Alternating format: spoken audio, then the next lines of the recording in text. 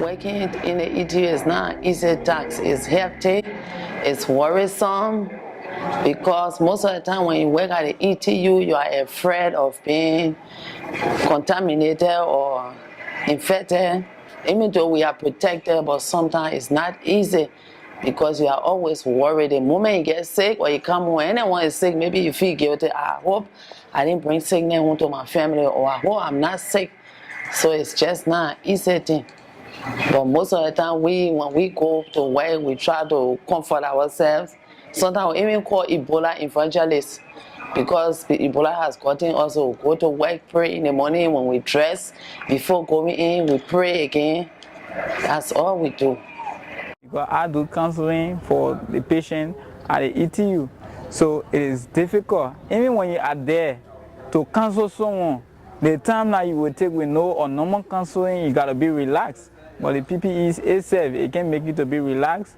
And in talking with 1 or 2 patients, so now I deal with 20 patients. So in that process, to just deal with the 20 patients is difficult. So I do all my best to talk with those that are needed at the ETU. Sometimes it can be easy when maybe a scratch or itching area and you will not touch it.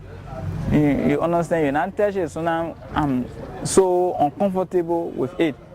Worst case I ever went, I came across at Dolosan Health Center at the time when Dolosan was quarantined.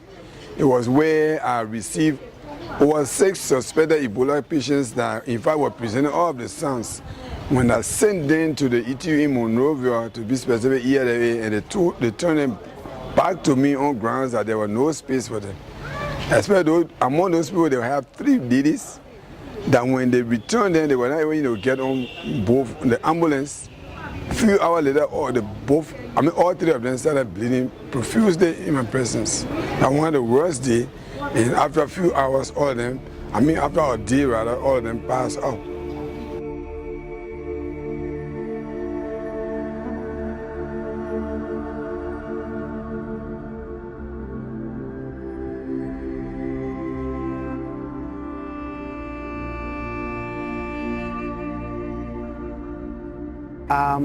Our people should understand that in the fight against Ebola, it is not only the health workers who is at the ETU, the Ebola treatment unit, that is facing risk.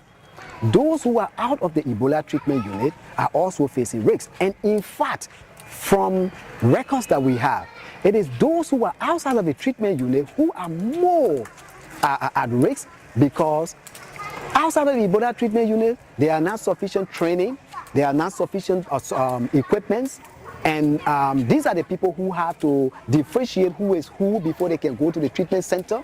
And so it is very risky, and these people too must be looked at as people who are taking risk, and that is not the case right now.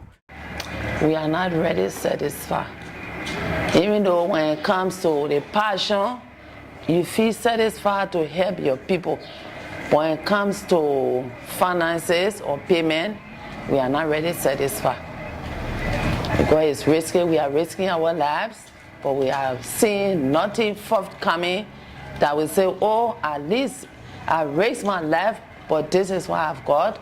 Or, God forbid, if anyone should die, then your family will say, oh, even though we miss our relative, but we got something to hold on for some time. So definitely, if you got a well-paid job, you will be certified to do it. And I'm a mental health counselor. Now, when you are not paid to your certification, it brings mental health condition. Definitely, you will not do the job. Some of our nurses, they say they are aggressive because of that mental health condition. They are not paid. They are not paid. The first move is now that policymakers must realize that the health sectors must be prioritized. They have seen how completely Ebola have exposed what they have been doing, not giving priority to the health sector. A healthy nation, healthy people makes a healthy nation.